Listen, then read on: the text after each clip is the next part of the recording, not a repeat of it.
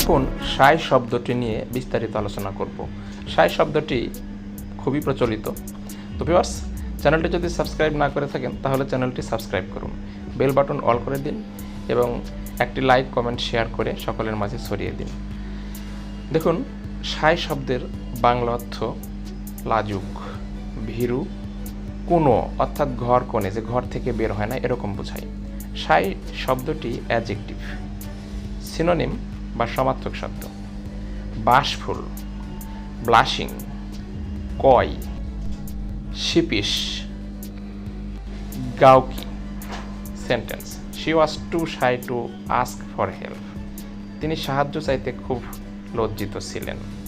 তো ভিউয়ার্স, আপনাদের প্রয়োজন যে কোনো ওয়ার্ড জানতে কমেন্ট বক্সে উল্লেখ করুন, আমরা ভিডিওর মাধ্যমে তা আলোচনা করব। ধন্যবাদ।